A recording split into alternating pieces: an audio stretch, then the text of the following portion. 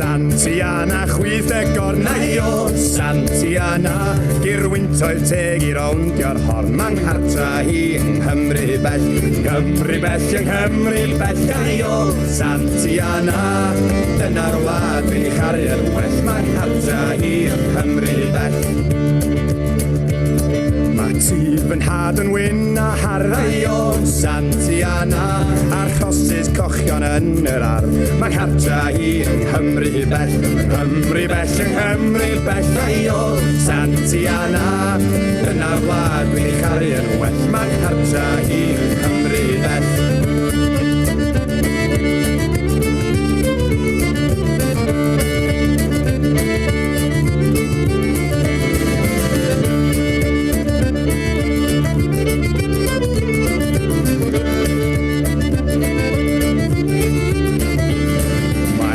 Bach yn canu yn y coed o Santiana, a peron gwrando am sŵn fy'n rhoed, mae'n harta hi yng Nghymru bell, Nghymru bell, yng Nghymru bell, o Santiana, dyna'r wlad fi'n ei charu yn well, mae'n harta hi yng Nghymru bell. Ar ben y drws mae mama'n hadau o Santiana, dos syncian debyg i'r fy ngwlad, mae'n harta hi yng Nghymru bell, Nghymru bell, yng Nghymru bell, o Santiana, dyna'r wlad fi'n ei charu yn well, mae'n harta hi yng Nghymru bell.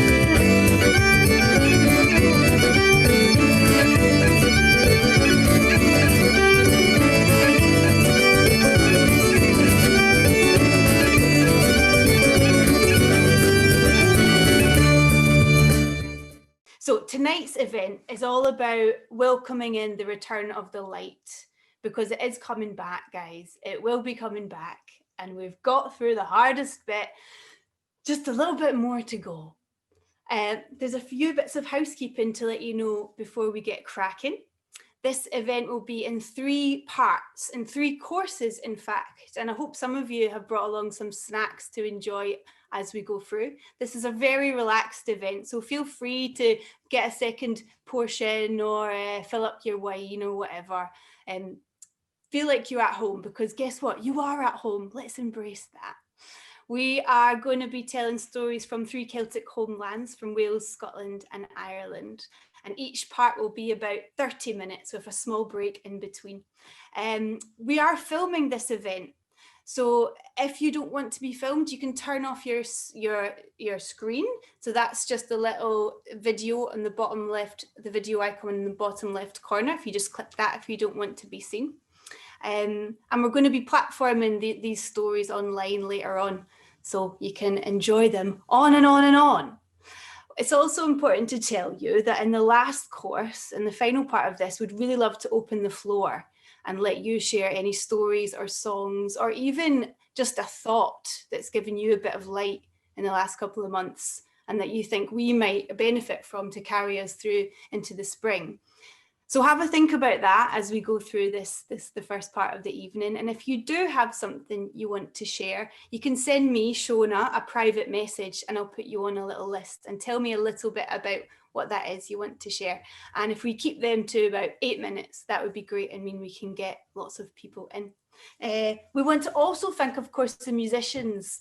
Awa, right? Allah.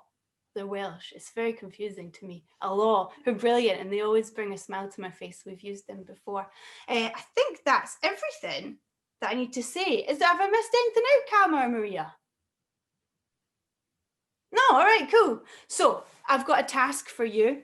The first task I would like you to do. Well, the thing is, when we get to this time of year, humans have a drive which comes out of us, regardless of our beliefs. We have this need to gather around us objects, symbols that remind us of who we are, where we've come from, and how the world works. These symbols, like our lovely trees, remind us that things have grown, that they do grow, and they will grow again. We gather things like lights to remember that the light will come back, and we gather things like bells to say, I am here, I know you're here, I can hear you. So your challenge is, you've got 1 minute, and I would like you to gather an object and bring it back here, something that's brought you a little bit of light in the last couple of months. So you've got 1 minute. Go! And can we all hold them up to the camera so we can have a look? Sam, would anyone like to tell us this for a little brief thing about why that brought them light? Oh, Peter, that's lovely. Oh, a wee rabbit. It's so funny. Oh, Joe, will you tell us why that brought you light, Joe Munton?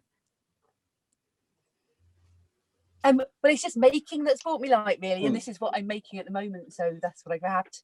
That's fabulous. There. Oh, that's proper So, magical. yeah. Oh, thank you. Thank you. Sam, what have you got? I daren't ask. So this was actually from the beginning of lockdown. I did some arts workshops over Zoom with some young people in Possil, and they really wanted to do some embroidery. So I sent them all embroidery packs, and I'd never done embroidery before, but I embroidered Boris Johnson. I'm so proud of that. You should be. And Rick, who have you got there? This is Crackle. Crackle. Nice to meet you, Crackle. Thanks. Yeah, and the other one is on Pippa's screen, because you have two, and they've been with us throughout lockdown. They're only young, they're only little, but they have been great company. Oh, thank you so much. Thanks, that was lovely to see. So we've got animals and warm, snuggly things. We've got lights, and we've got some making and embroidery and some beautiful little objects. These are the things that brought us a bit of light in the last couple of months. So we're going to start our event now. So if you'd like, you could put us back on speaker view. So that's in the top right corner.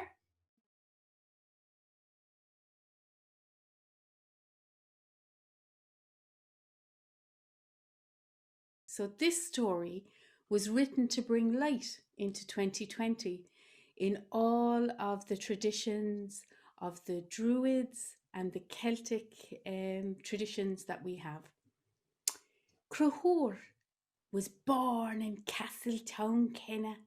They had big wide fields there and a tiny little copse of trees. He could run wild all over the fields and roam as if he was the king of Ireland.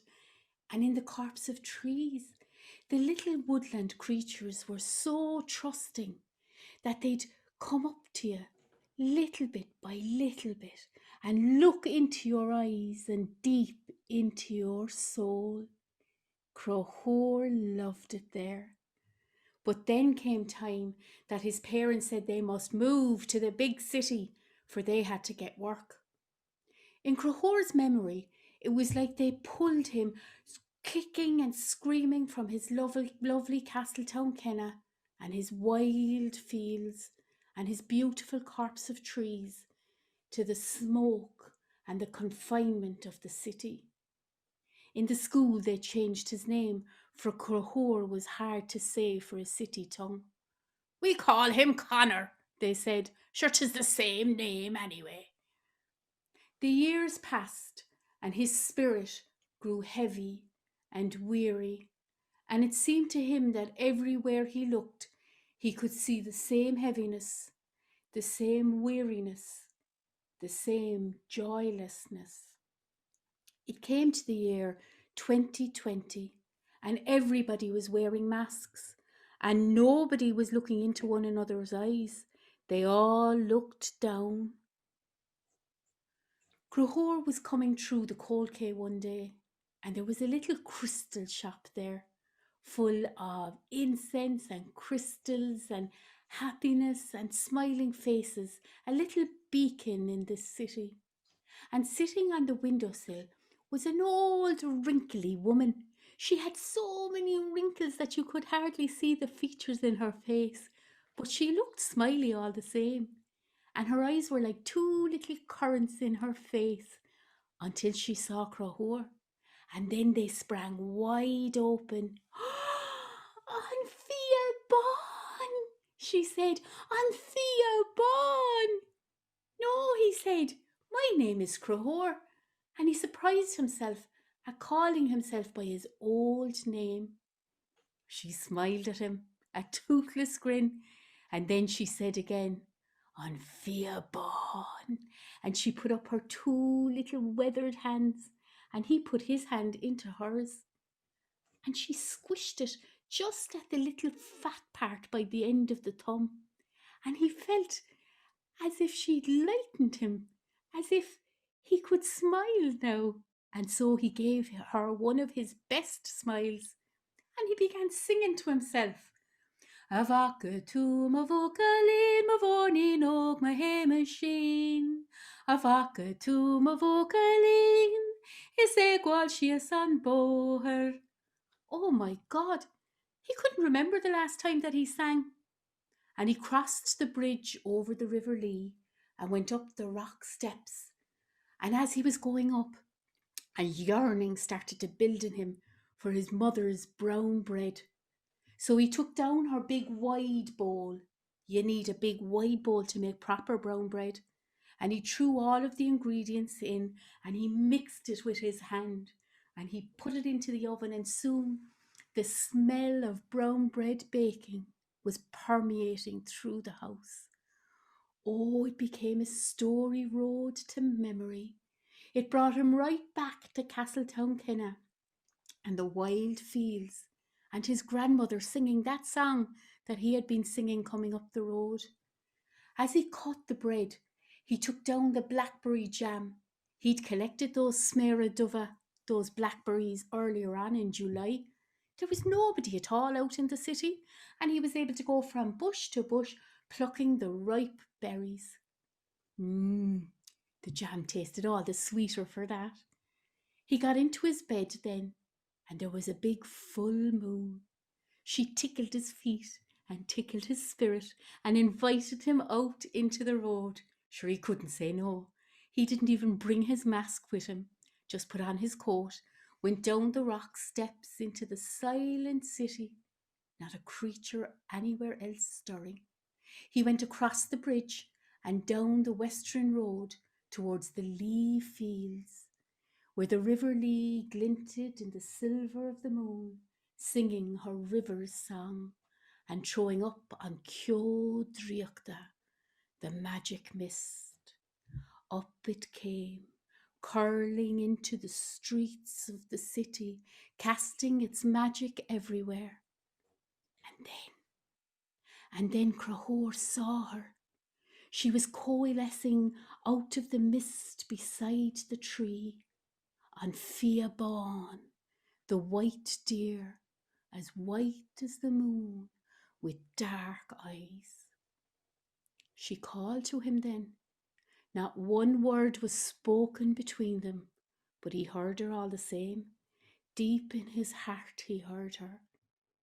Crohor Mukri, Crohor Mukushla, Crohor Taranshaw. Crohor, my heart, Crohor, whom I love so much that you have become the pulse in my blood. Crohor, come here. And he was powerless to resist. Nearer and nearer he went to Anthea Bon, the white deer.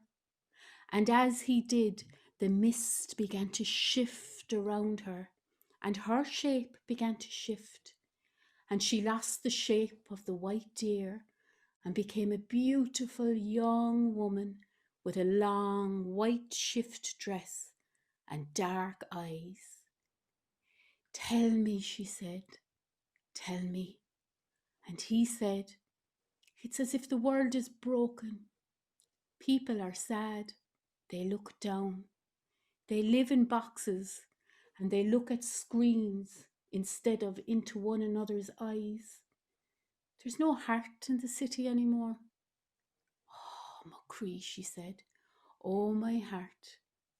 And then she said, "But it's a big wheel and it will turn again. This is just one of the seasons of humanity.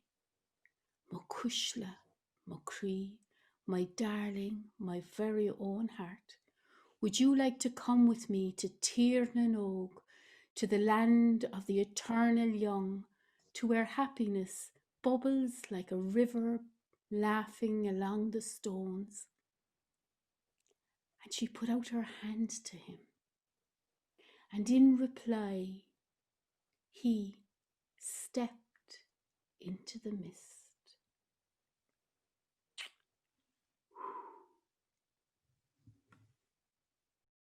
Eto, just thank you everybody. A croeso i Aberystwyth, which is where I'm sitting now, Aberystwyth on the west coast of Wales. And just thanks ever so much for inviting me. It's just such a lovely warm event at such a cold time of year, and it really does warm what I would call the cockles of the heart. I'm going to tell you a little story, but just first of all, when you said bring an object, I showed this rather strange looking little lady. She's very special to me because this is Ellen V, Black Ellen. Now, Black Ellen Wood, used to live very close to where I'm sitting now. She was a Romany woman, and she was also the holder of the finest collection of folk and fairy tales in the whole of Wales. Now, this is going back to the mid-1800s, and about 100 of her stories have passed down to us, some through oral tradition, some through folklore and collecting. But she was an absolutely amazing woman. And I made this little, it's actually a little set of Russian dolls, but it's Welsh dolls. So you open them up. I won't go through them all now, but eventually she turns into a tiny little fox. Because of course, Ellen V, her other name, was the Witch of Gorgerthan. And Ellen, as well as being a storyteller, was also well known for changing shape. And that, of course, is what most of us do at this time of year as well. We put on our winter clothes, removing our summer clothes, and we become something else. I could very easily tell you a story, one of Black Ellen's stories, but I'm not. I'm going to tell you a story which is very relevant to the here and now. And it's a story that came from another remarkable gentleman that we had here in Wales, who was telling stories in about the 1950s, 60s, 70s, into the early 80s. His name was Ivan Griffith. And Ivan came from Llangristiolus on Ynys Môn. And for those of you who are not sure about Welsh place names, Ynys Môn is what you would probably know as Anglesey, up in the far north, the island off the far north of Wales. And Ivan was an agricultural worker, but he was also a kind of performer, a storyteller. He was a part-time actor. He did all kinds of different things. He wrote poetry, what we would call here a bardd gwylad, a folk poet. Here in this part of the world, here in the West and in the Northwest, people, if you ask them what they do, if they drive a bus, they won't say, "Oh, I drive a bus." They'll say, "Oh, I'm a poet." If they're an engineer, they won't say, "I'm an engineer." They'll say, "Oh, I'm a painter." You're defined by who you feel you are, not by what you do to earn your money. So Ivan was a bardd gwylad, and he told this story. And I first heard this back when I was very small, because Ivan used to appear on the very early days of S4C, which was the Channel 4 in Wales, the very first Welsh language television station that we had here. And Ivan was quite often on there, and he was always usually telling a funny story. And this is one that he told in the first person. It's something that really happened to him. Now, I can't obviously tell you his story in the first person. So I'm going to tell it to you about Ivan in the third person. So what you're hearing, what you're seeing here is our oral tradition in motion, the change from the first person story to the third person story. So Ivan lived in a little house in the centre of Llangristiolus, and he lived there with his mother, and just the two of them. And his mother told Ivan that he was never, ever to cross the boundary, the border. The boundary was the wall, the stone wall at the back of the church, because on the other side of the wall, there was a flower meadow.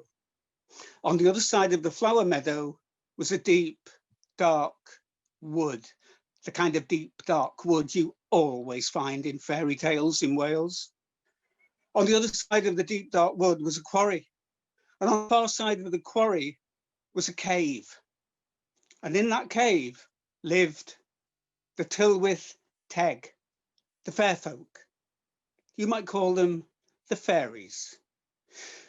Now, Ivan never wanted to meet the fairies because his mother had told him that they would steal away little boys like him and keep them for a year and a day, sometimes forever. But he loved hearing stories about them, and he loved telling the stories of the Tylwyth Teg. Now, one day, and it just happened to be a Christmas morning, his mother had given him presents, not very many because they weren't very rich, but she'd given him, and you might be surprised to hear this, a gun. Not a real gun, of course. No mother would give their child a real gun. Those of you, if there's any of you out there who are the kind of age of me, you might remember little cap pistols. You just put a little roll of, you put them in a pistol and it just went crack, crack, crack, crack. Nothing happened. Nobody got shot, don't worry. But Ivan had never had anything like this before. And that morning he ran out of the house to the church. And there was snow on the ground because back in those days, it always snowed in North Wales. And he watched as the congregation came into the church, and he crack, crack, crack. He shot all the congregation. Not really, of course. He shot the vicar. He shot all the dogs and one or two cats. Most of the cats were too clever for him and they got away. And he found himself standing by the wall at the back of the church. And he climbed over the wall. And he walked through the flower meadow, which was covered in a thin layer of snow and hoarfrost, the umbellifers standing upright like skeletons. He came to the deep dark wood, and the branches were bending slightly under the snow and the frost, and they touched him on the shoulder and pulled at his hair. He walked through the deep dark wood and came out the other side, and he came to the quarry. And there he could see the cave, and in the cave were the Tylwyth Teg, the fair folk, the fairies. He'd never seen them before. There were 4 of them, 2 great big ones, 2 smaller ones. And they were standing, moving around a great trestle table set up in the mouth of the cave. They were laying plates. There was a smell of cooking food, of foul roast potatoes in the air. And around the table were dogs, hunting dogs, with ears pricked, red tongues lolling from their mouths. Well, Ivan dropped his little pistol. For what is the use of a gun in the face of the fairies? Well, the 2 smaller fairies, they came running over to him. And they ran round and round and round him. They were about the same size as he was. One was a girl, one was a boy. The boy stopped in front of him and he looked straight into Ivan's eyes, and then he looked down. And as Ivan looked down, the boy chucked him under the chin. The girl, she stopped and she stared into Ivan's eyes too.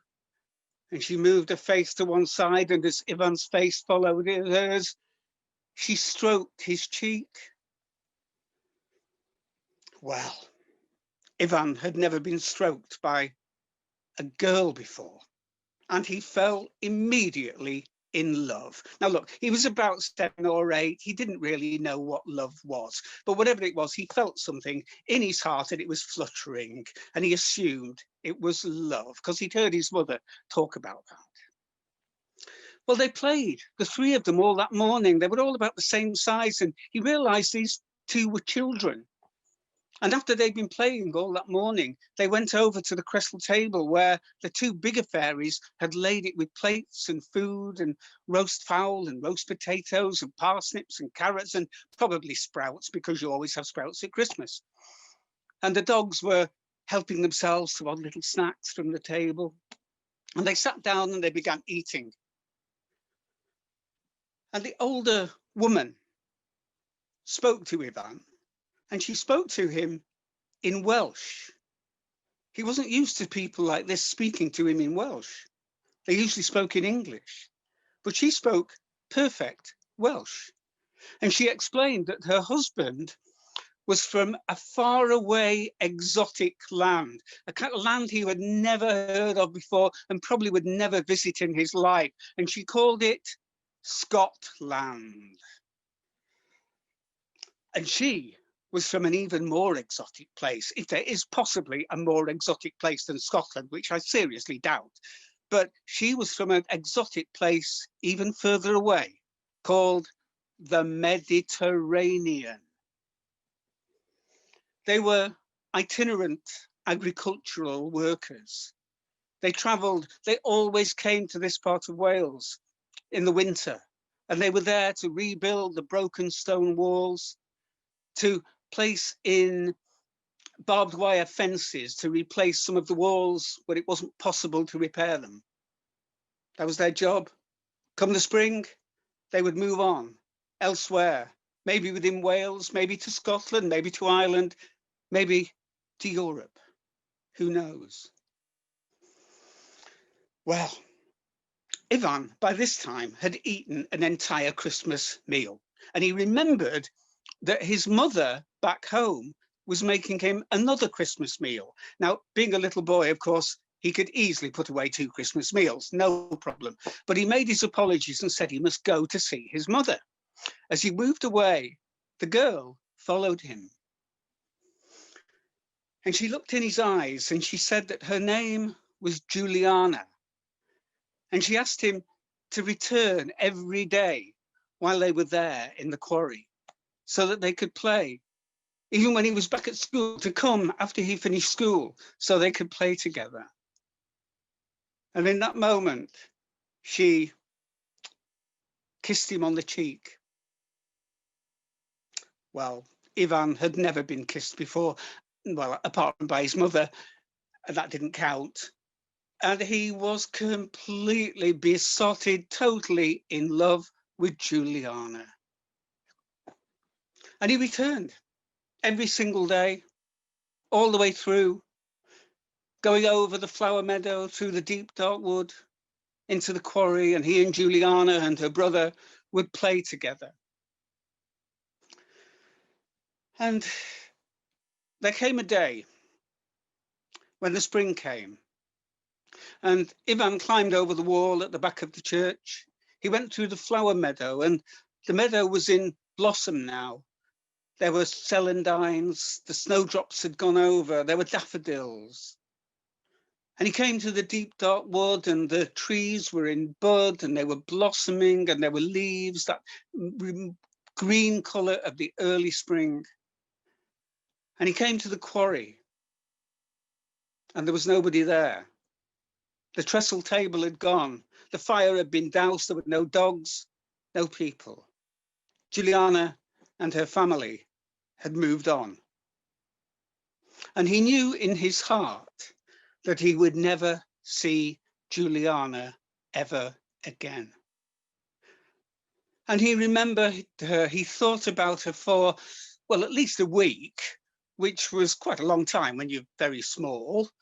But then, of course, he forgot about her entirely. And time passed. Time passed as it always does in fairy tales in this part of the world, and I'm sure in all parts of the world. It can pass in the blink of a crow's eye, gone. or it can take the length of an endless final heartbeat. Around about 10 years passed. It was 1917. Ivan was in the army.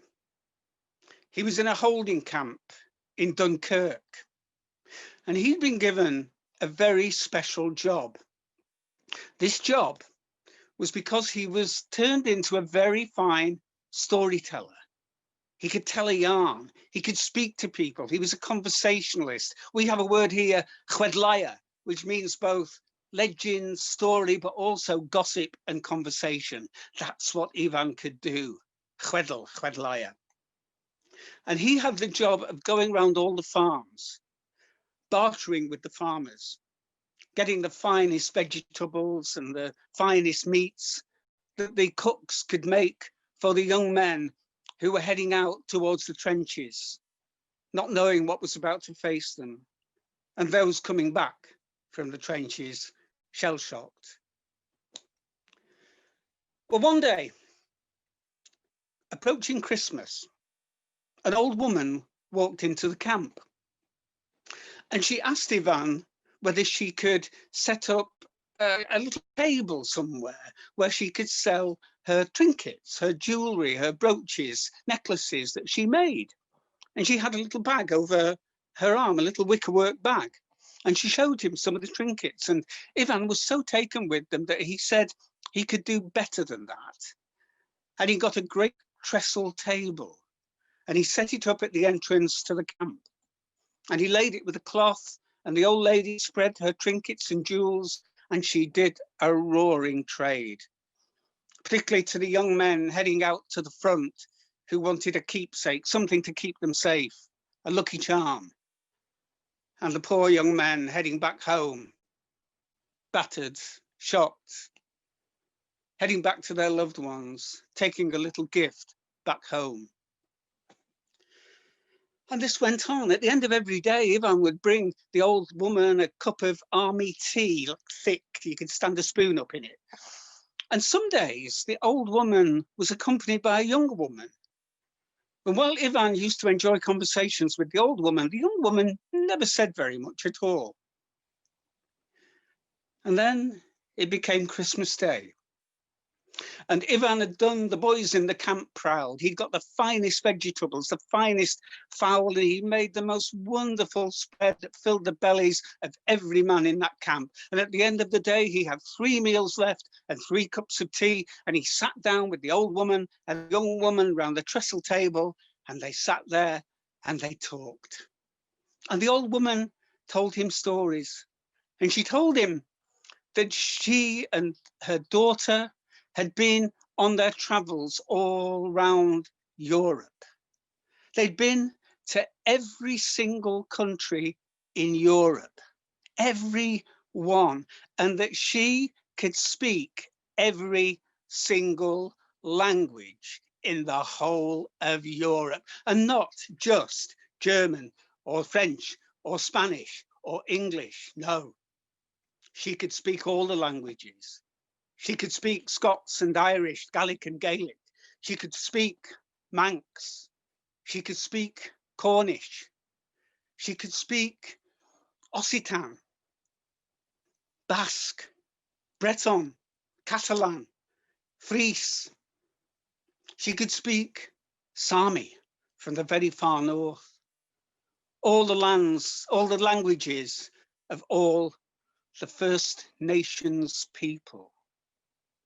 Well, Ivan giggled and he said that he bet her there was one language she couldn't speak. And she said, Rwy'n siarad Cymraeg. I speak Welsh. Well, Ivan's jaw nearly hit the ground and he couldn't believe it. He said, well, how did you learn Welsh? And for the very first time, the young woman spoke up. And she said, I remember you. I used to watch you from the other side of the wall, the other side of the church wall. I watched you running around in the centre of the village playing. You had a little cap gun, and every day you used to climb over the wall, through the flower meadow, through the deep dark wood to the quarry where we were staying, and you and I played together. Back then, I loved you. Well, Ivan suddenly realised what you, all of you out there now know, that this was Juliana. 10 years later, he'd met her again, and he looked into those eyes, the dark skin, the black hair in plaits, and he realised it was her. And she explained that she and her mother had travelled all the way through Europe, and they'd lost her father and her brother, and just the two of them were left.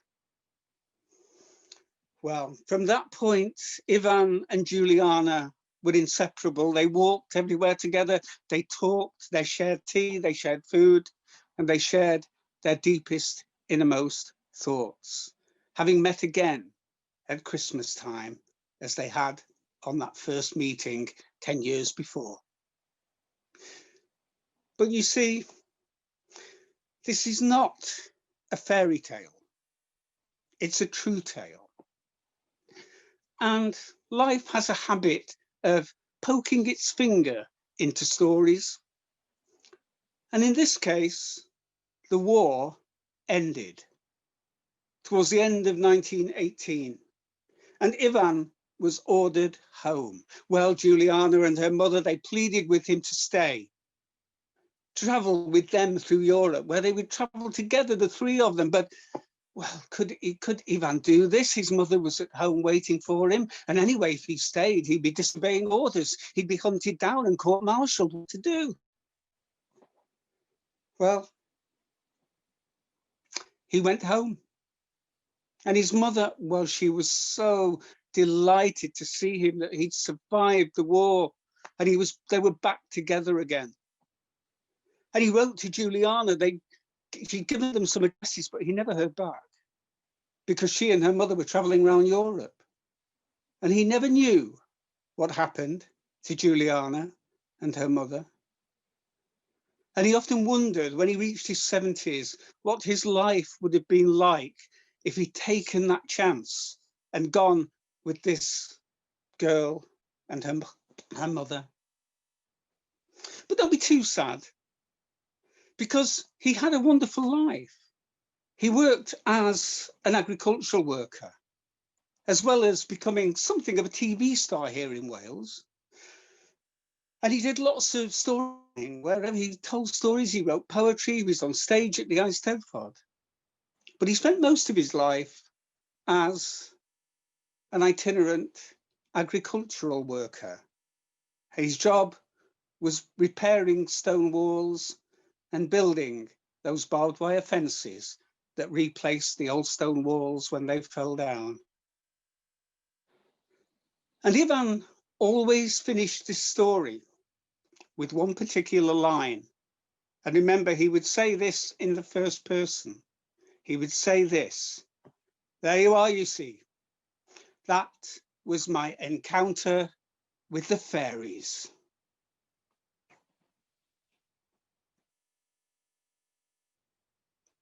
That was wonderful. Thank you. Oh, diolch yn fawr, Carmen. Wonderful. Right, I'm going to tell you a little story now. And there we go. Computer instead. 1 second. So it sort of feels a little bit impossible for me to not go through a winter solstice event and not tell the story of Ceridwen. Now, Ceridwen is our goddess of transformation and inspiration, and she's quite tightly associated with winter solstice. So yeah, she has to play her part, I feel. So here we go. Ceridwen was a goddess, a sorceress, a wise woman, possibly the wisest woman that ever walked Wales or the world or anywhere else for that matter. And Ceridwen, she had 2 children, twins, Crewi and Morvan.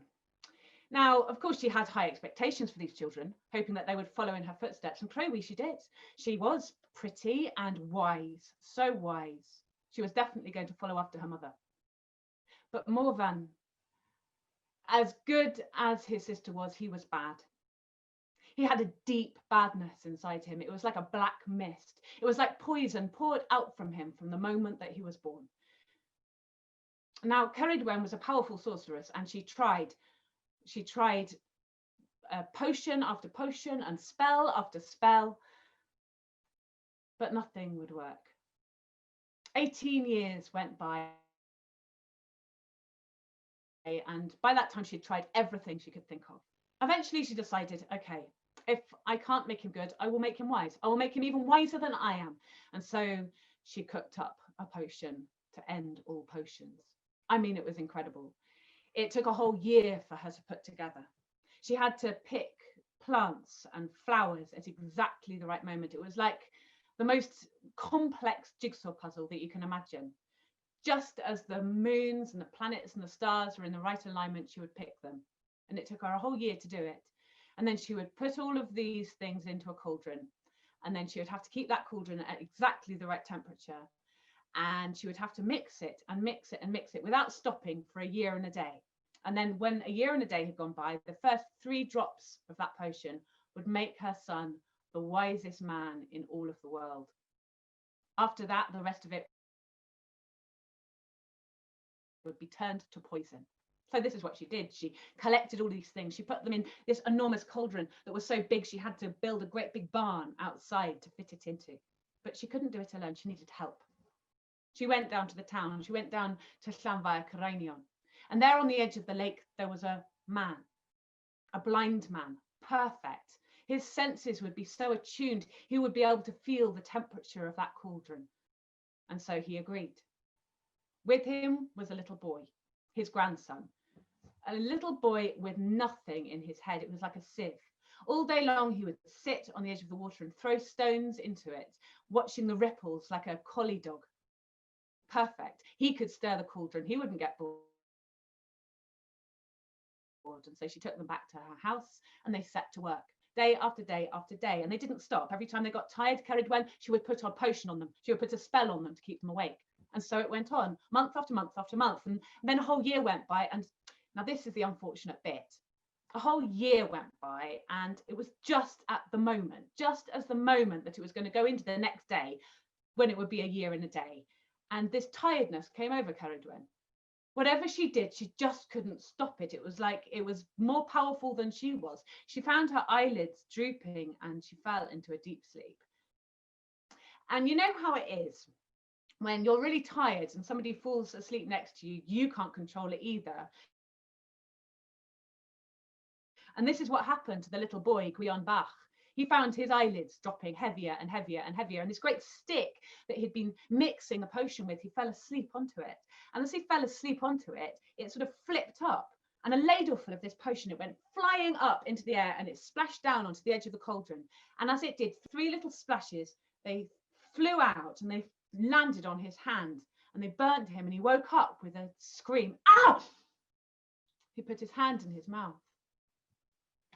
And almost as soon as his lips touched that potion, he could feel it. He could feel it bubbling inside him from his toes to the top of his head. He felt full.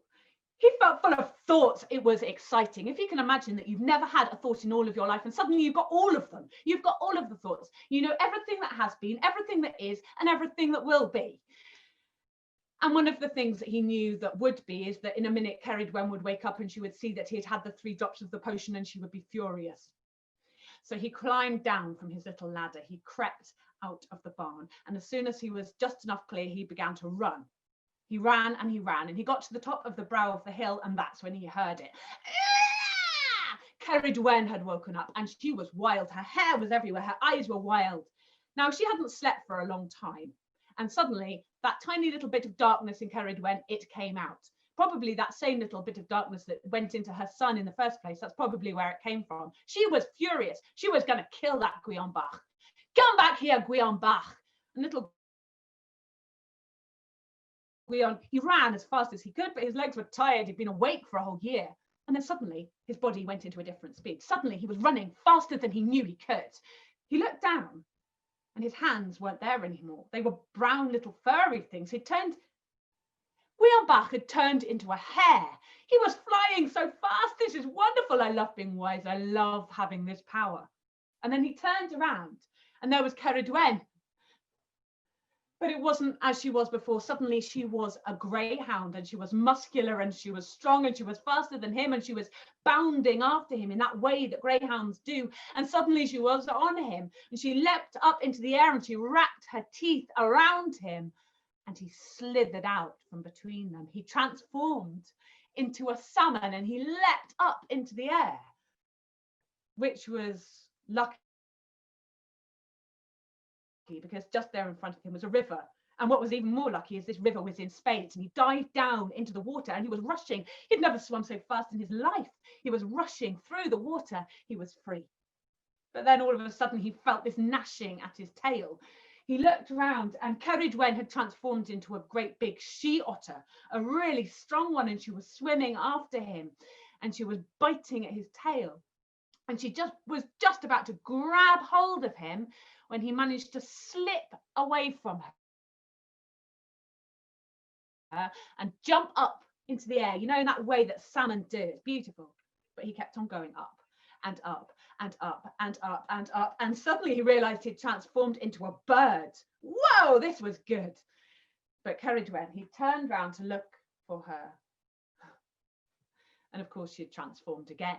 He saw this beak coming out of the water, this strong neck, these strong wings. She had transformed into eagle. He was just a crow. She came up through the air like an arrow, up, up, up, up, up. She was going to get him any minute. He looked down.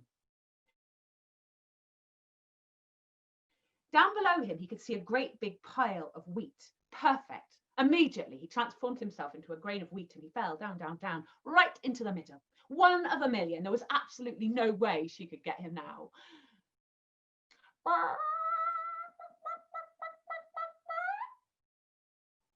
Ceridwen had transformed into a chicken and she was strutting up this pile of wheat. And she was looking around, looking around, looking around, and then her eyes, they fixed on one particular grain of wheat.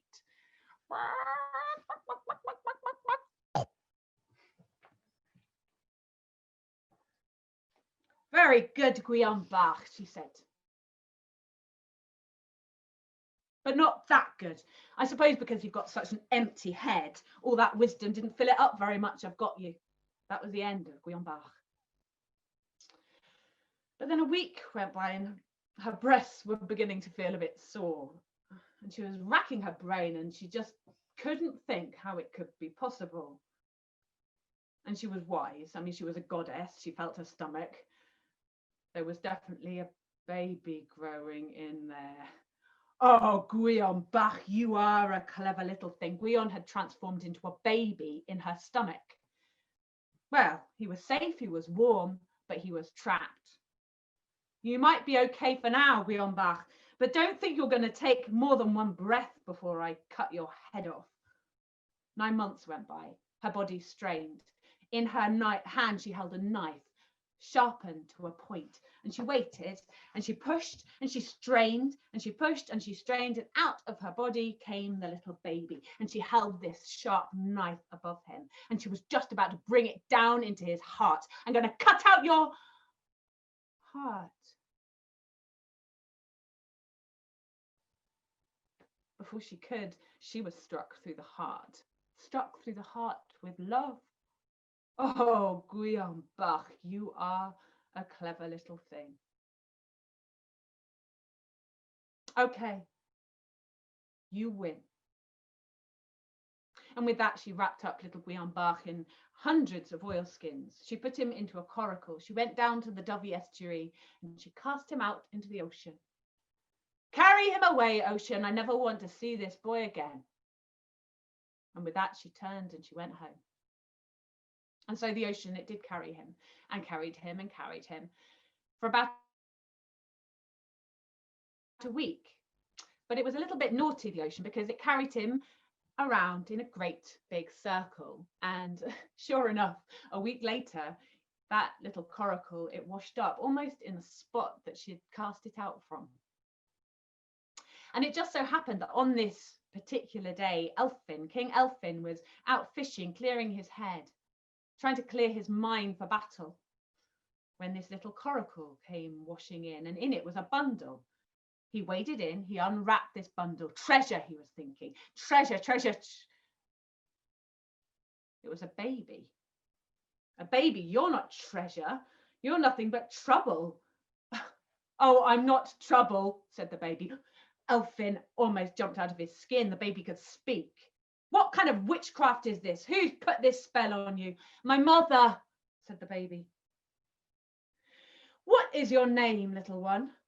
My name, said the baby, my name. I think it's time I had a new name. My name was Guion Bach, but I feel that I've outgrown that now. My name will be Taliesin. And I am treasure to you, Elfin. I am going to bring you great riches, and we are going to have many adventures. You see, I am very wise. I am so wise, in fact, that I know everything that has been, everything that is, and everything that will be. Wow, this was too good to be true, especially when you're about to go into battle. And so Elfin, he put the baby into his saddlebag, and off they went. And they did have many adventures, and there was much fortune. And there are many, many, many more stories I could tell you, but we don't have time for them now. Thank you very much. Should we all have a little 10-minute break? Thank you.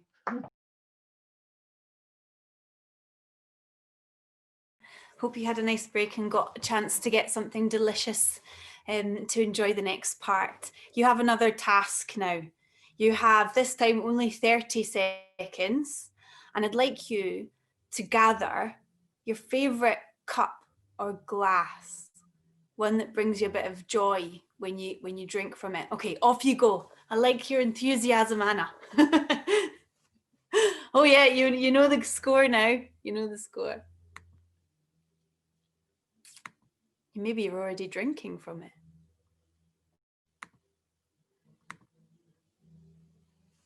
Oh, brilliant.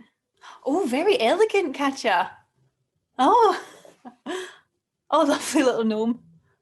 See, everyone's got one. Everyone's got one. Ah, brilliant. Oh, fabulous. Would anyone like to give a few words about why it feels so special? It's hard to describe with a cup. Here's mine.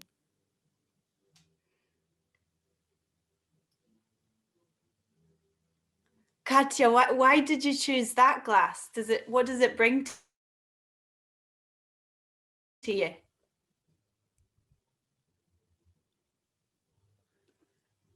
Oh, we're on me. It's beautiful. Oh, nice, Peter. Okay. I can't really describe what this one does to me. I just like it. It feels like a proper old school glass. It's just got some personality. There's no reason. That's all. So we have several traditions that we're playing with tonight.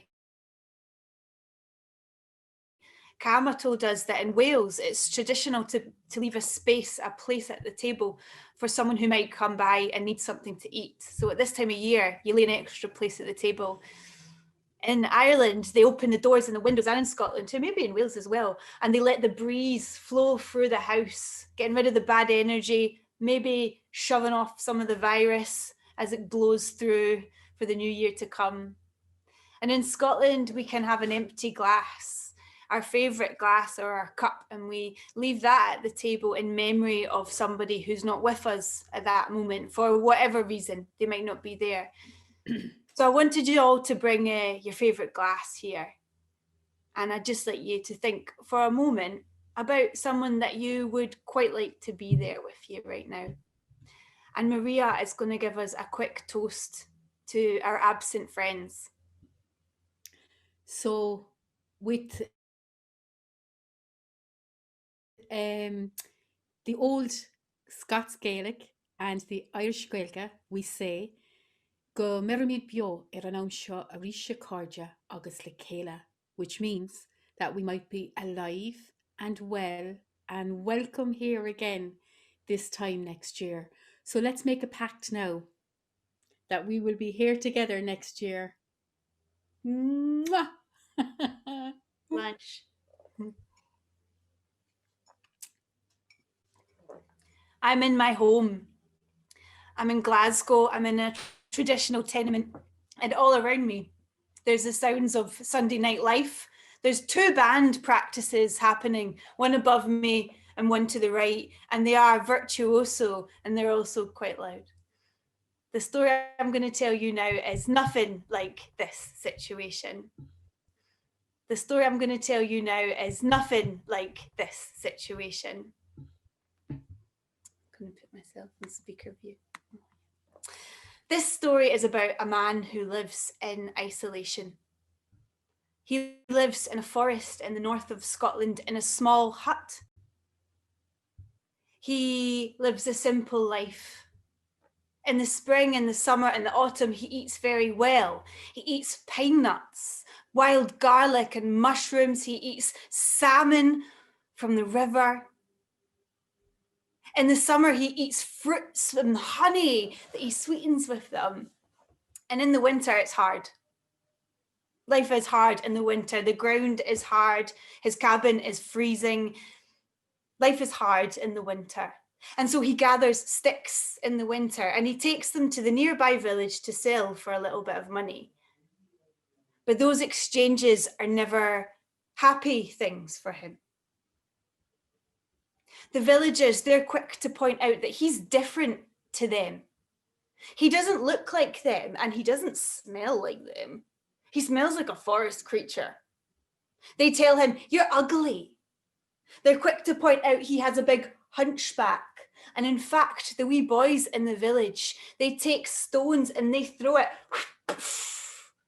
10 points to get him between the eyes.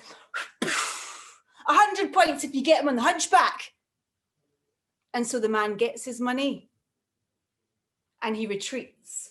And he can't say anything to them. He can't say, "You're hurting me," because he's mute. He doesn't have the power of his voice. And so he leaves the village with his money and with a lot less spirit. He's not alone though. He does have his own community. The animals of the forest, they are his friends. And the ferret will wait for him, watching him retreat out of the village, and he'll run and jump on his chest and he'll snuggle into his ear and he'll say, "I think you're beautiful. I think you're so beautiful." And the wee robin, who is the spokesperson of the forest, says, "Listen, I know everything about them. They're little creeps. Anyway, don't listen to them. They're all creeps." And the squirrel does backflips around the trees, trying to make him laugh. And the crow echoes the robin, "Creeps! There are creeps!" And soon he feels better. He's buoyed by his animal friends. And they play together and they eat together and they spend time together. They're a community. Now, every evening after he spent time with his friends, he'll go to the loch side and he waits because it's there that he sees his love. He's in love with a swan. And as the sun sets, he sees her far off in the distance, and she flies in to land elegantly on the surface of the loch. And his heart grows bigger and beats faster, and he wishes with all of his might that she would look at him and come to him. And she does turn her head. She does see him there. And then she just flicks her elegant neck and swims away. She's not interested in him. She knows what men are like. She's seen those creeps in the village. She doesn't want to be chased and who knows what else. And so she never talks to him. She never swims over. And that's what life is like for this man. He lives a simple life in the forest, eats well in the spring, summer, and autumn. Life is hard in the winter. He plays with his animal friends. He has a community. He waits for his love on the loch side. He wishes that he'd look at him, and she never does. And time passes, the years progress, and the cycle goes on, and it gets harder in the winter. And it gets harder in the winter. And as time moves on, the wee boys with their wee stones, they become big men with big rocks. And soon they're not just scoring points off his head, they're pelting him as he comes to the village. Who are you? You're not part of us. You're not welcome here. Take your money and leave. And soon he's leaving the village, not just hurting, but limping, bleeding. Until one day, at the solstice, when people actually wanted some wood, he didn't arrive. And the villagers said, not only is he stinking, not only is he different from us, something from the forest, a hunchback, ugly, he's also lazy and he's not getting any more of my money. And they didn't go to look for him. But of course the animals did. The robin, who is the spokesperson of the forest for that time of year, flew to his hut. She circled around it and she found a hole in the window and she crept in. She called to her friends outside. She said, I can see him. I can see him. He's lying on his bed, but he's very weak. I think he's dying. And she flies to his chest and she feels his heartbeat faint on her little feet. What shall we do, think the animals. The robin flies out and she says, I know. If he's dying, it's because his heart is broken. He's dying from the pain that he's been feeling. If his heart is broken, we must find the thing he loves. Who does he love? And all together they remember, of course, the swan. And so they fly to the loch side. The ferret running between the trees, the squirrel jumping up on the branches, the robin flying in front as the spokesperson of the forest, and the crow telling all the other animals, he's dying, he's our friend, he's dying. And they wait for the swan at the loch side. And they wait for her, this strange welcome party of animated animals. And she sees them. Who are they? What is going on? And the ferret's jumping and the birds are flying. And she lands much less elegantly this time. And she turns her elegant head towards him, to all the animals. And they say, our friend Swan, he loves you and he's dying of a broken heart. And she thinks about the swan, about the man. And she thinks, he was there every day. And he never tried to chase me. And you know what? I look forward to seeing him. And then the robin pipes up. He wanted to tell you, but he couldn't. He's a mute. And the swan thinks, that makes sense. Take me to him. And so the animals lead the swan through the frozen forest, winding through the trees as procession in the midwinter. They take the swan to his hut, and she finds her way in, and the man opens his eyes and sees his love in his own home. Can you imagine? Can you imagine wishing for that connection for so long? Wishing to see the person that you love in your own home after so long, and suddenly they're there. The swan, she lays her elegant neck on his chest, and he strokes her head, the soft feathers. And then the swan, she plucks a feather from her wing, and she plunges it deep into the man's chest. And he starts to transform. His hunchback unfurls. It opens out. And two huge wings that had always been in there, just crammed up tight, expanded and opened out. And two swans left the hut. They weaved their way together through the frozen forest, and they took off into the midwinter sky. And that's the end of that.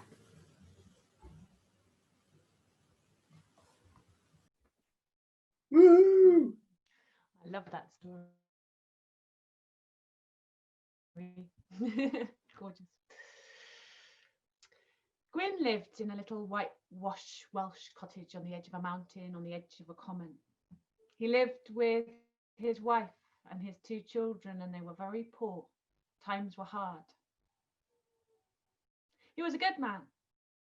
Each day he would go out onto the common and he worked. He was a worker, a real worker. Him and all the other commoners, they'd work out on the hill. And right in the middle of that common, there was a great big ragged rock. And at lunchtime, all of the workers, they would gather around that ragged rock. They'd lie out on the heather and they would eat their lunch and tell stories and talk of what their day had been. One day, Gwyn was sitting out on the heather with his legs stretched out. And this little robin, it came trotting up, and bold as brass, it landed right on the end of his foot. Now, Gwyn, he didn't have much food, but sure enough, he ripped off a bit of bread. Hello, little fella. Are you hungry? And he broke his bread into crumbs and he threw it over his legs. And this little robin, it hopped down and it pecked it up. Hungry, hungry, hungry, hungry, hungry, hungry, hungry. And then it hopped back onto his shoe. It looked him, bold as brass in the eye. It turned its head this way. It turned its head that way. It was like it was saying thank you. And off it flew. Down below Gwyn's little cottage, there was a mansion. In that mansion, there was a landlord. That landlord, he was fat and he was red from eating too much and drinking too much. Around that great mansion, there was a great forest and lush farmland. That forest, it was full of animals, all ready for shooting. In that forest, he had so many animals. If he shot 4 animals a day for the rest of his life, there would still be plenty left over. He was a cruel man. He took too many, he took too much from the people. Took his rents got higher and higher and higher. He made life so hard for everybody. It was winter time. Gwyn and his family up in the cottage. It was winter solstice, the day before winter solstice. And the children had brought in ivy and holly and had decorated the whole of the house, little red berries shining in the candlelight. It was so pretty. But you can't fill a belly on a pretty house. The children's stomachs, they turned in on each other. They were so hungry. That night, Gwyn waited for his family to go to sleep. He pulled on his coat. He knew if he was caught, he'd be hanged for it. But he disappeared out of that door, down the little path, over the wall, and into the landlord's forest. In the morning, the children woke up. On the table, there was a great big fat bird, plucked and ready for the oven. They shrieked with joy. How have you done it, Father? How have you done it? That day, they threw extra gorse onto the fire. Their home was warm. They were well fed. After they'd had their meal, they sat back and they told stories and they sang songs.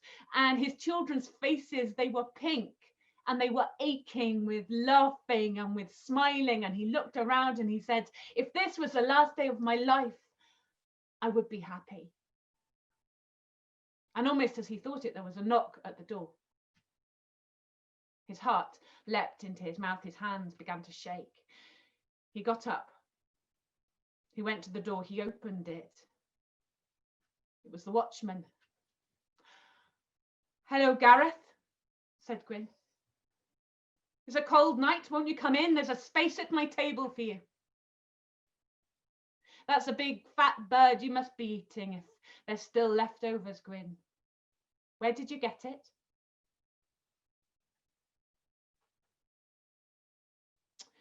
The watchman was kind enough to let them eat their bird and enjoy their festivities.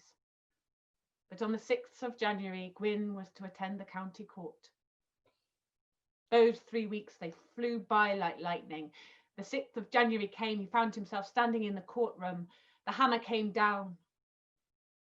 All the people around, they had also been stealing animals from the forest. They were all desperately wanting to know what would happen to poor Gwyn. And that judge, he decided he was going to make an example of him. Death by hanging. The day of the execution came. All the people from the town, nearby villages, all the outlying farms, they all gathered in the square. They all loved Gwyn. He was a good man, a kind man. He'd do anything for anyone. They watched as he was led to the rope. They watched as the rope was put around his neck. They watched as the floor released beneath him, and they watched as the last ounces of life left his body. And there they all stood with their heads bowed. They stood there for a long time. And as the hours went by, gradually, one by one, they disappeared. Until, as the sun came down, it was just Gwyn, hanging there as an example to them all. Or so it would seem. Because if you look very carefully along the gallows, right up at the top, there was a line of birds, little wrens and little robins. And at the top, there was one big, fat robin, fat from breadcrumbs. And as soon as the last person had gone, they all flew into action, this way and that. Within minutes, there was this whole cluster of mice all sitting at Gwyn's feet. And then in military fashion, they all went scuttling up the gallows, along the top, down the rope, and they nibbled and they nibbled and they nibbled and they nibbled and they nibbled, thread by thread by thread by thread by thread, until Gwyn's body fell down onto the ground. Now it was the turn of the birds. They flew this way and that, and they worked all through the night. And when the sun came up in the morning, they sat in a long row and they looked down and they marvelled at what they had done. When Mrs. Evans came into the court, into the yard that morning, and she saw his body was missing, and she saw a mound on the floor, she didn't know what to think. She went running up to it. Her jaw fell open. How could this be? By mid-morning, there was a huge crowd around that body, all chattering. How could it be? How could it be? That morning, the big fat landlord and the judge, they'd been taking a walk in the woods, and they came into the courtyard and they saw Gwyn's body was missing. They saw a hubbub. They pushed their way through the crowd and their jaws fell open. "Who's done this?" shouted the judge. "Who's done it?" And then a little boy who stood up. "The bird's done it, sir."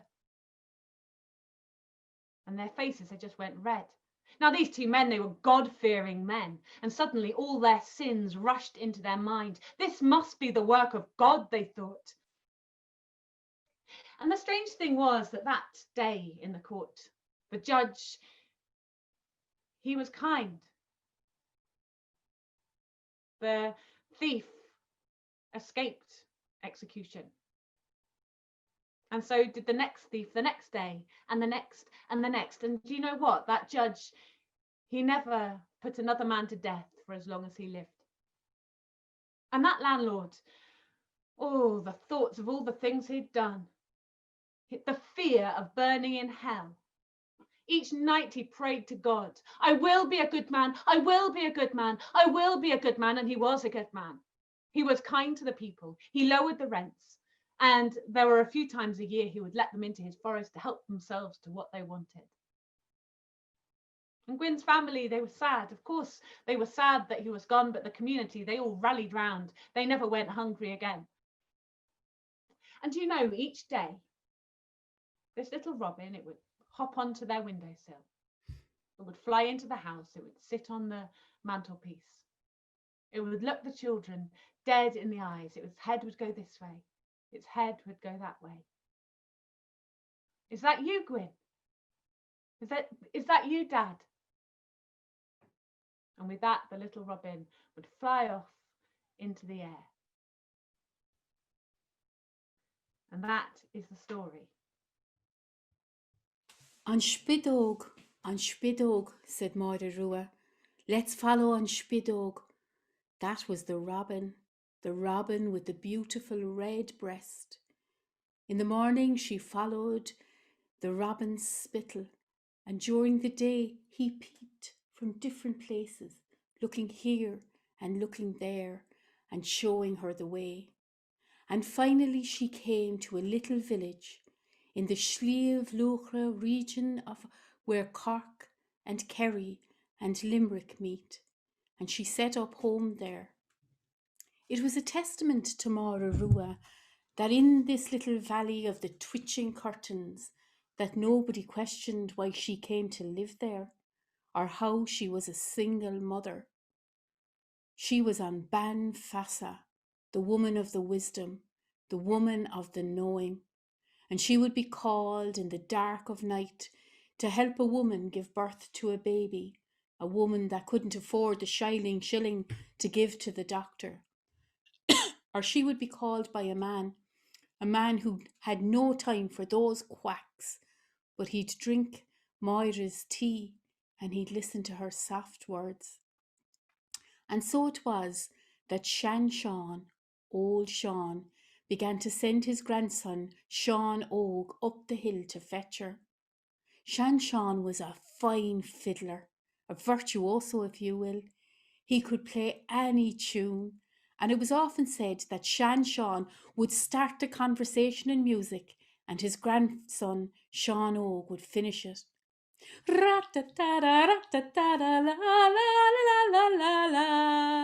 Sure, it was enough to make your feet dance and your eyes with it.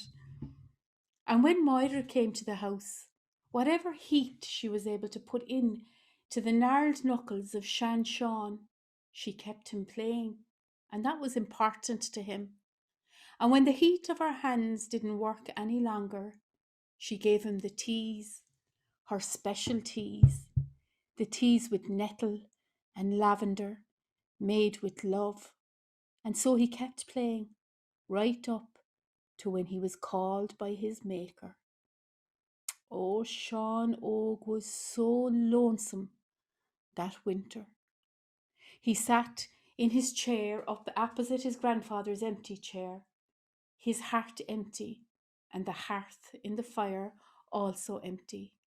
The two bowls were crossed over the fire, but he didn't have the heart to play music. And then the spring came, and the birds began to sing, and on Spidog came knocking on the window for his attention. And he woke every morning to their music.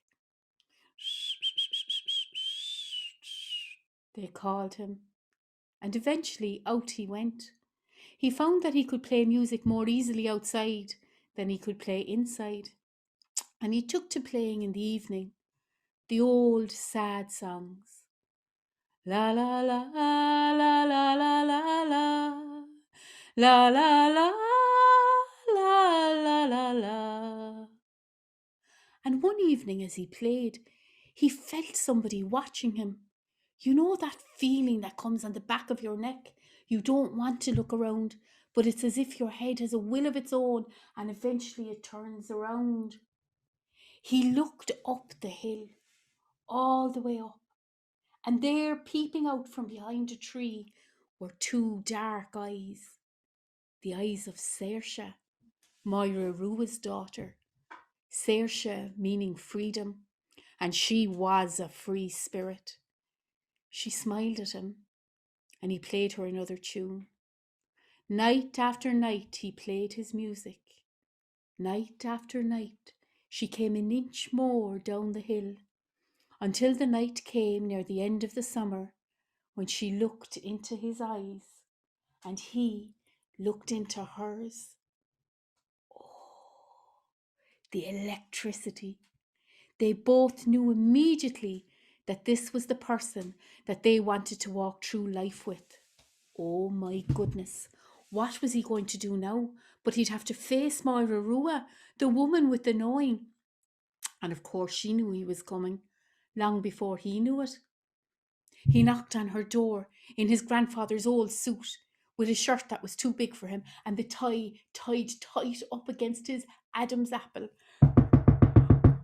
Máire, I blessings on the house, and thank you very much for all the care that you gave to my grandfather. And I was wondering, could I walk your daughter out? She smiled in her heart, but she kept the smile away from her face.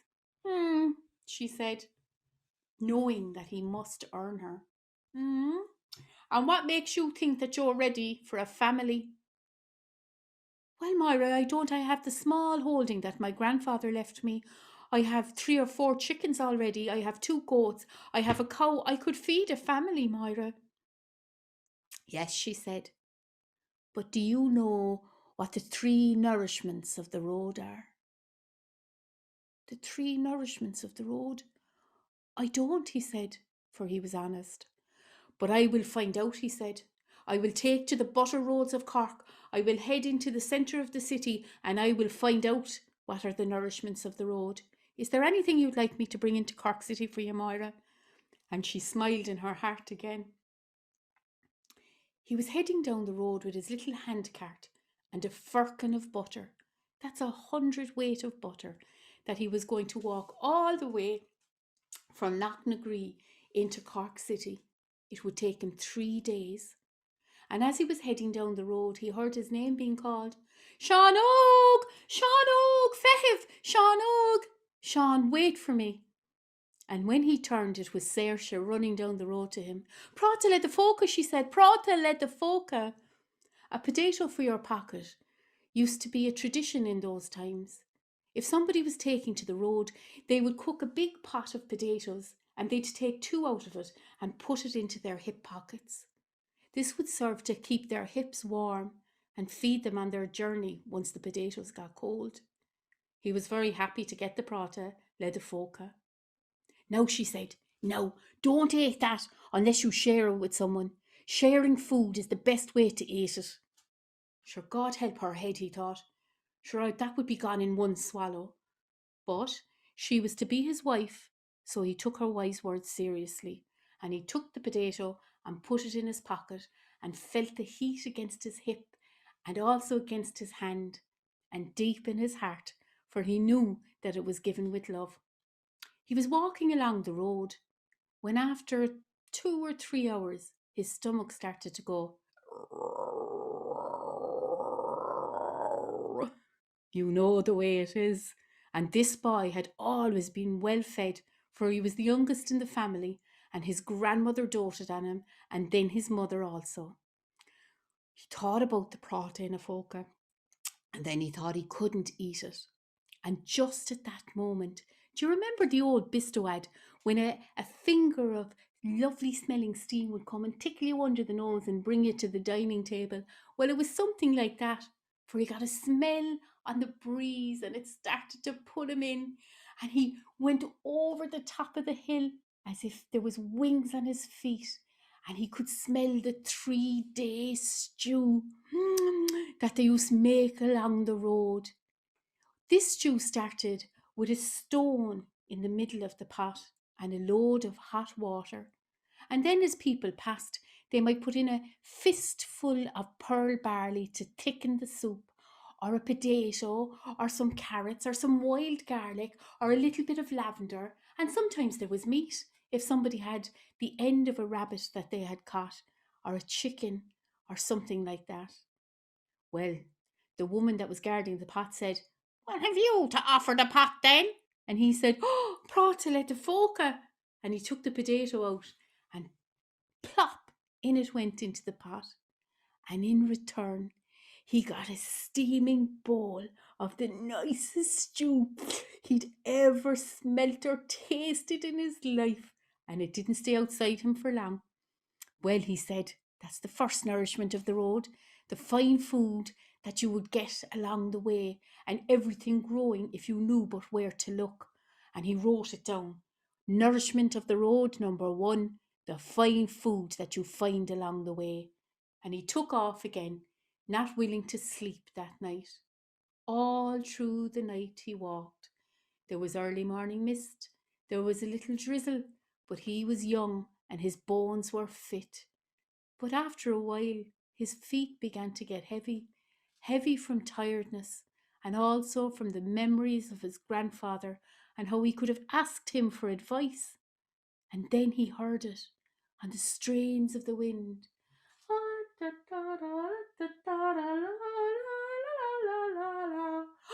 The Sliabh Luachra tune, was that his grandfather's tune calling him? He started running up the hill and down the other side, pulling out the bow from behind him as he went. Oh my goodness, he said.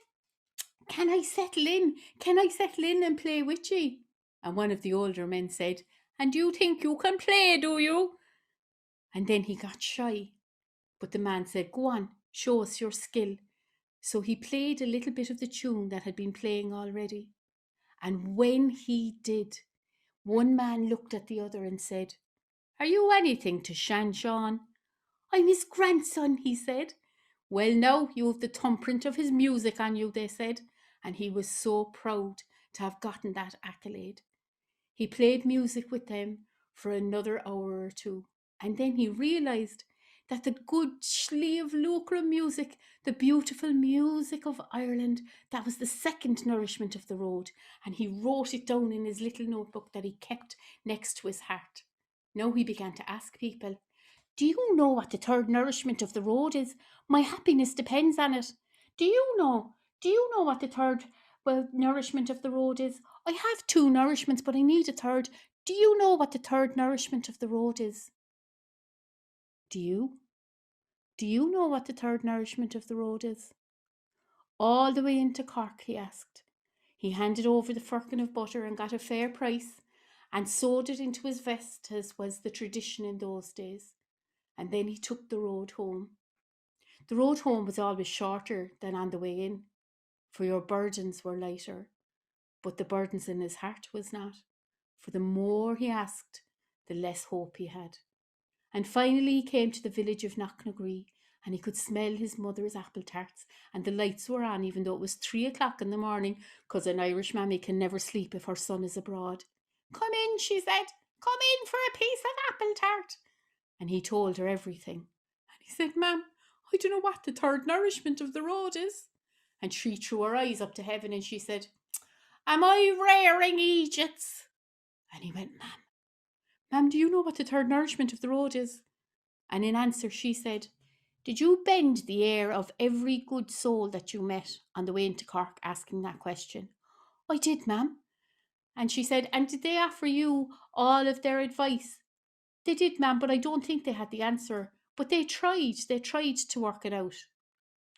And she says, and did they give you company? And did they give you time? And did they listen to all your woes? They did, ma'am. What's your point? What's your point? He said. And she said, my point is that the third nourishment of the road is our clan, our good people, the company, like the company of the people that we have here tonight, who listen to one another, who stand shoulder to shoulder with one another, even if they don't have the answer. That is the third nourishment of the road. And then she watched as he crossed her, heading towards the door, and she put out her mammy's finger and hooked his shirt and pulled him back. Where are you off to? She said. I'm off to my Rua to claim Saoirse. He said, indeed you are not, she says, or there'll be a divorce before there's a wedding. You'll wait until 7 o'clock in the morning. And Moira Rua, at her fire, looking deep into it, went, oh, I'll have to wait too. I'll have to wait until 7 o'clock tomorrow. The wedding of Saoirse and Sean went on for 3 days, and the legend of the nourishment of the roads was written down for all who need succour and nourishment.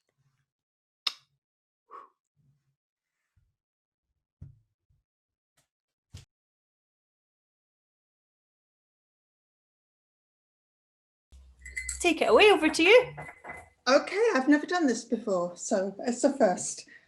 Okay, this is a Japanese story, so it doesn't particularly fit in with our Celtic theme, but it is a story about the sun and the light, and it's about a goddess, Amaterasu, goddess of the sunshine, loved of the entire world by people, by animals, birds, plants. Every morning, Amaterasu is awoken by the birds who sing to her. And at night, the birds sing to get her to go to sleep. The plants reach out their flowers and the petals come back and enjoy the wonderful warmth and sunshine. They send their branches out and their leaves out and they strain towards the light. Cats love to lie and stretch out and enjoy the warmth and purr as she shines on them. But long, long ago, there was a time when Amaterasu left her realm and the sun withdrew from the world and the world was plunged into intense darkness. This was because Susanoo decided to pay her a visit. Now, Susanoo was, some say he was her brother, other people say he was her husband. What they were all agreed on was that he was a very jealous, malicious, and vindictive god. Now, when he came to her realm, he looked around and he saw there was such an amazing diversity of creatures and birds, insects, flowers, all colours. And he was amazed and jealous when he saw how the people absolutely loved this goddess. He flew into a rage. When she went to bed that night, his anger got the better of him and he blew a storm so fierce that the roofs were blown off some of the houses. He blew the corn so that the stems were broken and the crops were ruined. He blew the trees down. But the next morning, Amaterasu returned and she saw what had happened and she threw down her silver swords and everything was warmed up and started to grow again and luxuriated in her warmth. This happened for week after week. At night time, he would send the storms, but in the daytime, Amaterasu reigned, and it was beautiful and it was warm. So that after several weeks had passed, the people saw that they had the best crop they'd ever had. And they took in the best harvest and they were so grateful. They built a huge temple to Amaterasu to celebrate. And that made Susanoo even more furious. That night, he stamped his feet in rage and that caused the earthquake and the houses to tumble down. He blew so fiercely that the roof was blown off the houses and people were blown right out to sea and drowned. And the next morning when Amaterasu returned, it was to a world that was completely desolate, destroyed. And she looked around and she was so unhappy because she hadn't been able to protect her land, her people and the animals, that she took herself off to a cave and she rolled a huge stone in front of it and she withdrew into herself, into her grief. And the world was plunged into utter darkness, a darkness so profound that people were terrified, those who were still alive. They huddled together and they didn't dare speak. The whole world was hushed and dark. And the gods and the goddesses, after this had gone on for several days, decided they had to do something. They had to come up with a plan. So they got together and several of them went off. And when they came back, they had this huge mirror and they put this mirror in front of the cave where she was holed up. And then several other goddesses came and they brought with them musical instruments. Some of them had drums, tambourines, flutes. Those who didn't have an instrument, they brought their voices and they made some music. And then some began to sing. And when the music got good and the singing got good, they began to tap their feet. And before you knew it, they were dancing and they were celebrating.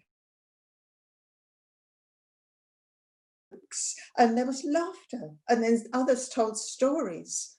And finally, in her cave, Amaterasu gradually became aware of the sounds that were going on outside. And she could hear the celebration And she said, oh, well, what are they celebrating without me?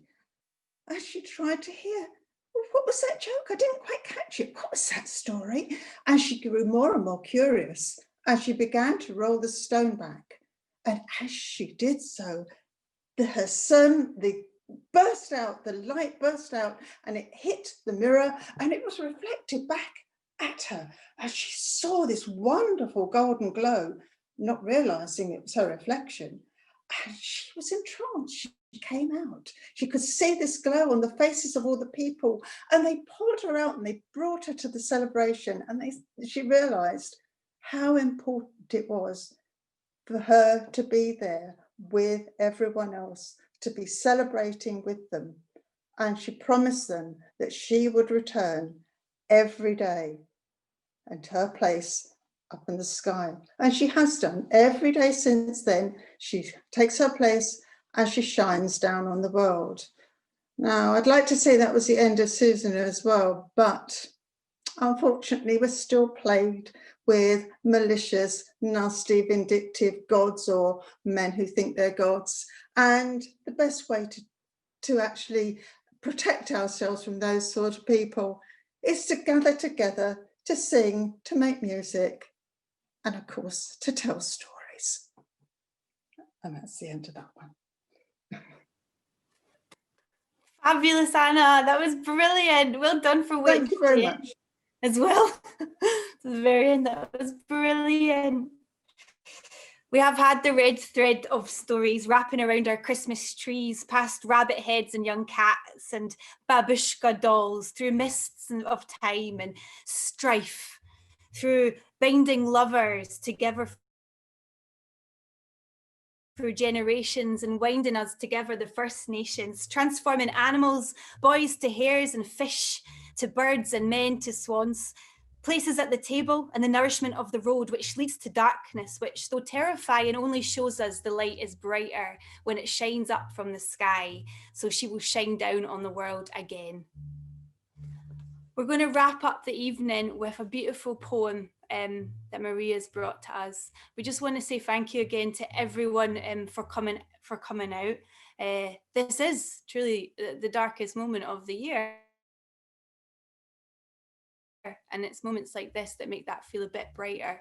We also want to say thank you very much to Aster, who's in the background, making sure this runs smoothly. We really appreciate that. And I think Maria's popped in the chat that we're having another event for St. Bride's Day on the 1st of February. So that will be brilliant. And it would be lovely to wrap up now with Maria's poem. I'll hand over to you and then say goodbye. Thank you so much. So, oh, sorry, technical, our lovely issues going on again. So this poem is from our lovely Janet, who means so much to so many people around the world. The day when the weight deadens on your shoulders and you stumble, may the clay dance to balance you. And when your eyes freeze behind the grey window and the ghost of loss gets into you, may a flock of colours, indigo, red, green and azure blue, come to awaken in you a meadow of delight. When the canvas frays in the currach of thought and a stain of ocean blackens beneath you, may there come across the waters a path of yellow moonlight to bring you safely home. May the nourishment of the earth be yours. May the clarity of the light be yours. May the fluency of the ocean be yours. And may the protection of the ancestors be yours. And so may a slow wind work these words of love around you, an invisible cloak to mind your life. So our next session is St. Bride's Day or St. Bridget's Day. It has been beautiful meeting with you. And I just want to say, Anne Hall, you better start turning up at the sessions. There's story sessions all over the UK and Ireland and Scotland and Wales at the moment. So look them up. kind of make contact with us, and we'll tell you all where they are, and we'll see you again in February. So back to Shona. Oh yeah, Shona. good night everyone, and joy be with you all, and a happy fall holiday seasons to everyone. Bye.